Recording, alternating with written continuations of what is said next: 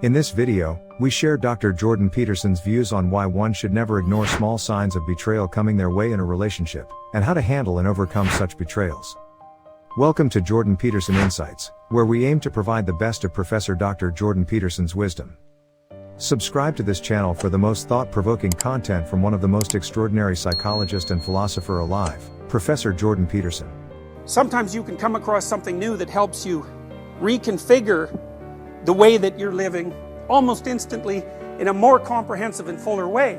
But more common is the traumatic response, which is when the presuppositions of your world are shifted dramatically and you fall into the surrounding chaos. Then it's so hard on you that it actually does you psychophysiological damage. If someone goes after you at the good person level of analysis and they just demolish you, in the course of, say, a 3-year relationship, hacking away at the idea that you have any moral worth whatsoever, this is what happens when you're abused, then that's going to knock you into pieces at a very complex and high level of abstraction, so that can undermine your entire worldview.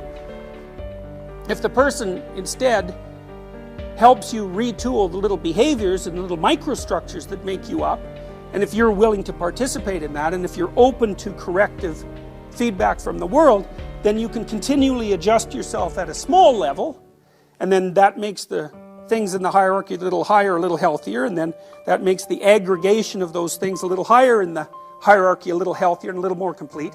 Then you can do this bit by bit retooling without ever having to suffer the demolition of huge chunks of your personality. So let's go back to the relationship where there's a betrayal. It's like virtually every time someone gets flipped upside down because of a betrayal in a relationship, after the betrayal happens, they say to themselves, there were all these signs I didn't pay attention to. So, and maybe the first sign is, who knows, your partner starts to flirt a bit more when you go out on a social occasion. And not a lot more, just a bit more. And you decide, because maybe you're timid, that's okay. You're not going to do anything about it. But it's interesting that it happens.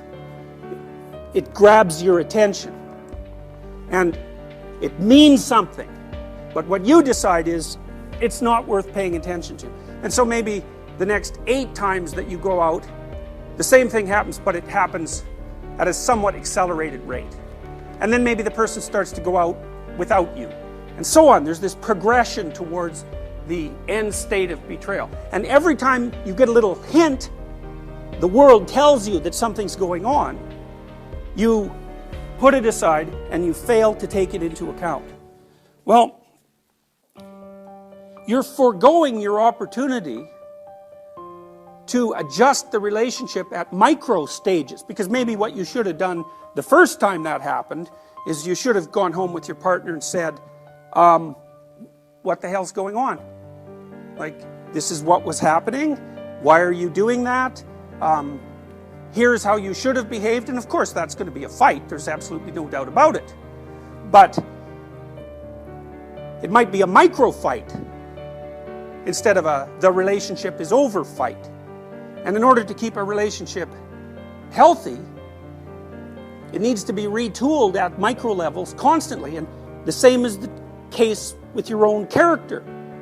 When you encounter something that's unexpected, especially if it's small enough to handle, you need to extract the information from it, rebuild the world, and rebuild yourself. And then maybe if you continue doing that, every time you get evidence of an anomaly or an error, or every time the world manifests some meaning to you, then you won't have to fall apart, because the structure that constitutes you is going to remain viable and healthy from the bottom up. And if you don't do that, then those errors are going to accumulate, and when they finally do manifest themselves as unavoidable, like when your partner says, I don't want to be with you anymore, or I've been with someone else for the last year, there's no ignoring that, then the whole thing comes crashing down. You're no longer in a relationship, you're no longer in a good relationship, and then all the other things become questionable.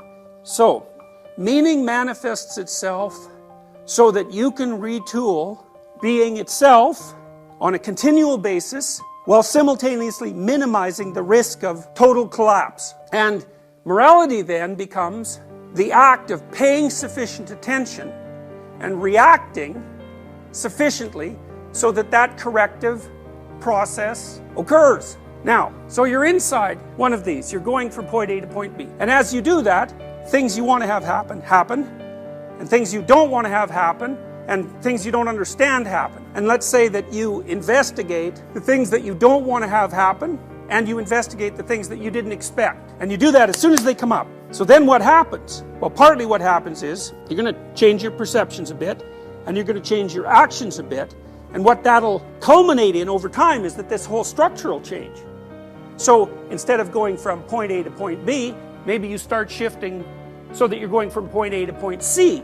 Because as you're gathering information, as a consequence of the inadequacies of the way you're looking at the world, not only are you improving your ability to perceive and to act, but you're also gathering information that helps shift your perspective to a better point B. Because you might say, well, where are you going and why? And the answer to that is, well, you have a plan. You're going to get your degree. I don't know what your long-term plan is.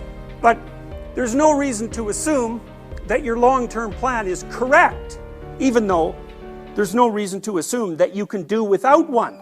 So you're in this weird situation where you have to live within a bounded space, and the bounded space is going to produce errors, and it's also going to be wrong. But at the same time, if you use the bounded space, then you can transform it continually across time, even what it's aimed at, and you can minimize the probability of precipitous collapse. It doesn't take that much to corrupt a relationship so that it's not really salvageable. Enough mistakes, 3 or 4 acts of infidelity, you're done. You aren't going to come back from that because the fundamental element of trust has been removed. And then you can't communicate with the person because you don't know if they're telling you the truth, and then you don't know if you're dealing with reality. And if you're not dealing with reality with your partner, it's like, good luck fixing that. It's like you're working on a ghost car while the real one is sitting in the shop with the motor out, you know. It's not going to get you anywhere. So a lot of the issue is don't get in the trouble to begin with.